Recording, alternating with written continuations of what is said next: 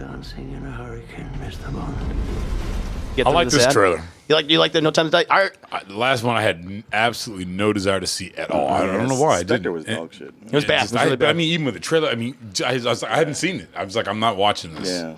Are you guys excited for it just because Daniel Craig is just done? Because he seems to be so resentful towards one looks Bond at this cool. point. This one looks cool. Yeah. I mean, that is a factor that, look, he wants to be done, and this is the last James Bond. They keep giving him so much money. Everybody should be happy. But this one does look cool. This as one much looks as I've cool. been down on his tenure, when I watch this trailer, I go, Yeah. this looks like what I want to see. In spite of myself, because Yeah. I was at home talking shit. And then, I was like, God damn, this does look kind of cool. It just came on TV, and I was like, this does look kind of cool. Yeah. As soon as I've been talking. And you have Rami Malek as the villain. Everyone's saying, like, he's Dr. No. He's not Dr. No. They better not do that Blofeld shit. Because everyone's saying... You're saying he's not Dr. No? I'm saying he's not Dr. No. But people have been adamant saying, no, he's going to be Dr. No at the end. I'm like, Who, don't Rami do Malek? that. Rami Malek, yeah. No, I don't know. he's gonna be I wish they could get a think more so? intimidating villain, though.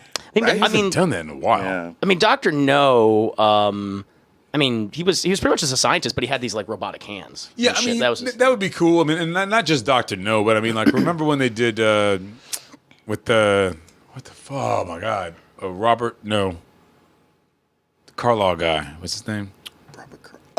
Scottish guy. Yeah, Robert Carlyle. Did I say his name right? Yeah, Yeah, Robert yeah, Carlyle. yeah. When they did him, where he had the thing where I can't feel pain, and Oh, the I bullet. get you. And And I was like, Will's oh, not this enough. is going to be really cool. And then he just knocks his ass out, and I was like, okay, Yeah, you might not feel it, but you're going out. right. But I mean, it was just so Yeah. bleh.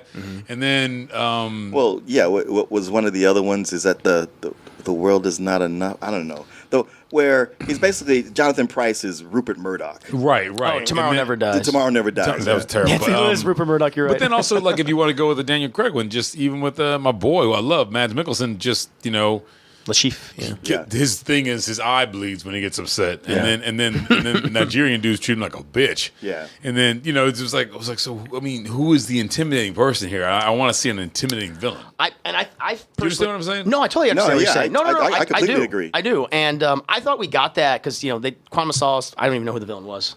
I don't remember. I don't either, but I'm the one person who He was a little French dude that was screaming the That's whole who it time, was, like yeah. a bitch. Remember they were fighting, and he was like, ah! And he was like, are you screaming? He's about to hit you? Are you screaming? And also in the fights, he was so silly because he's like literally half Daniel Craig's size. Yeah. And it was just, I don't know. He wasn't intimidating like you were like. Yeah. You were Right. going The on only about. thing he was intimidating to, he was like, you better that James Bond. Like to his girl. And she's like, well, too late. I already did it twice. Put you in oil then. Well, yeah, but I mean, like, you go back to something like the Roger Moore one with Mr. Big. Oh, Kanaga. With, with Yaphet Kotto. Yeah, with oh boy, Live Yaphet and Kotto. Kotto. Let die. With Yaphet Kotto's character. What was his name? The He fake one was he Mr. played two Big. characters. He played Yeah. he played the drug dealer and he played The drug dealer was Mr. Big, right? Yeah, and the Or Mr. something? No, it was Mr. Big. You're right. It was Yeah. Mr. Big, and he had like he was like a representative of Jamaica or something like Right, that. but he had that real fake Yes. nose on. Yeah. But he was intimidating. No, I and agree his with you. crew was scary. Right.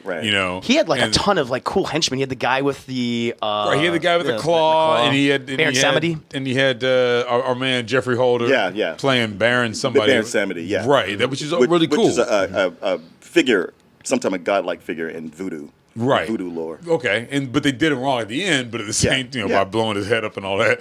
But I mean, that whole movie though, he was intimidating. He was yeah. scary. He was a big guy, like physically matched to Sure. Bond and that kind of stuff. And we haven't seen that. And Rami Malek, let's be honest, a great actor. Yeah. but he's 5'2", Well, buckle Yeah, 5. sometimes. yeah, he ain't scaring nobody. No, except in my eyes.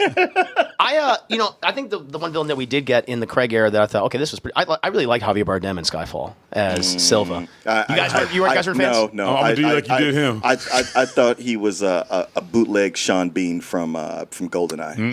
Okay, yeah, But they they're are in the similar. wrong direction too, though. It was just, I was like, what? I didn't see what they were trying to do with this character. I thought he was supposed to be like he was very. I mean, he was very outlandish. Yeah. you know, Yeah, I but got competent at the that. same Yeah, time. yeah. And he has mommy issues with M. Mommy issues, and he seemed, a little bit, I don't know, like he's possibly homosexual or just with everything Right. he had going on.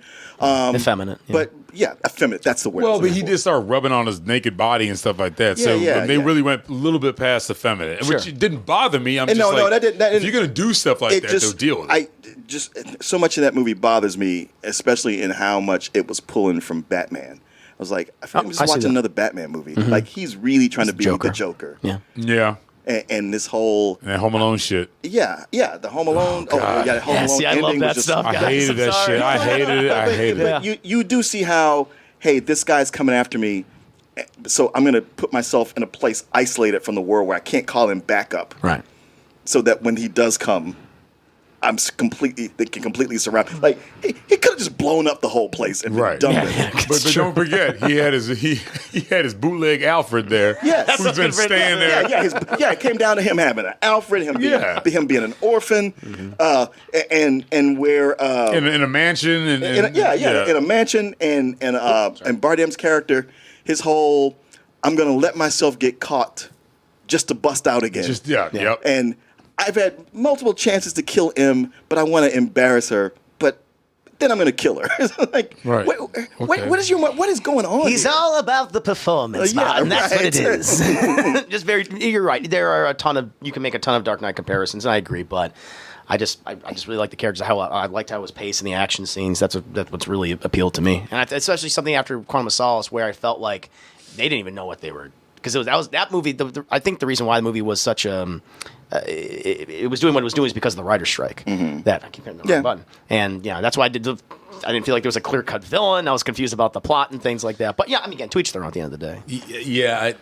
Quantum of Solace. It was just like right down to the name that fucker was confusing. What does that mean? Yeah, but if you go back, the opening sequence is amazing. Oh yes, with the car. Yes, that part's badass. Which is so heartbreaking because you're like, shit. I know. And they're like, calm the fuck down, because we are. Now, everybody settle down. We ain't doing shit the rest of this movie. I would really like, because you brought this up, Billy, like to bring back old villains in a new way. I feel like they fumbled the ball with Blofeld. Oh, boy. Sure. Because you did the J.J. Abrams things, like, that's not Khan. That's not Khan. That's not Blofeld. And it's like, just announce that he is, and then roll we'll be all fine with it. And roll with it, right? Yeah. Or lean into it, like you say. Yeah, absolutely. Yeah. And then, like, for the rest of the movie, it's like, he's someone else. And then it's like, I'm Blofeld. It's like, well, fuck you then.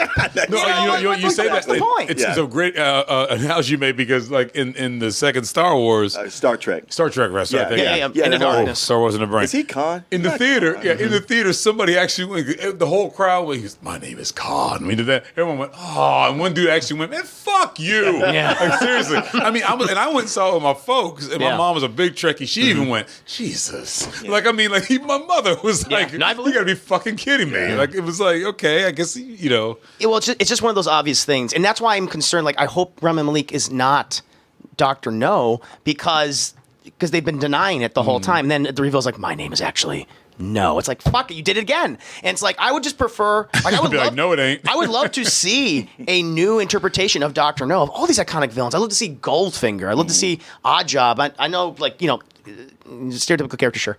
But how they handled Oddjob recently, like in the James Bond comics, where he's a fellow agent to James Bond. Like, there's so many interesting things you can do with these old characters and modernize them. And I like to see new interpretations of them. And we'll always have those original ones. But that's why I thought Mr. Big was so compelling. Yeah. I love like he that. was a fake within a fake, and it was just, I don't know, it was just kind of cool that he was playing two different criminals when he didn't really have to, which I thought was really creepy. Oh, he was doing the Wilson Fisk thing. He was the kingpin kind of thing, where it's like, I have all my businesses where my position in government where I'm like, I'm an upstanding individual, but I'm making all my money on heroin and stuff like that. And I like that about that. Yeah, I like that. Live and Let Die is probably my favorite Roger Moore movie. I love that film. Everyone runs across them alligators, though.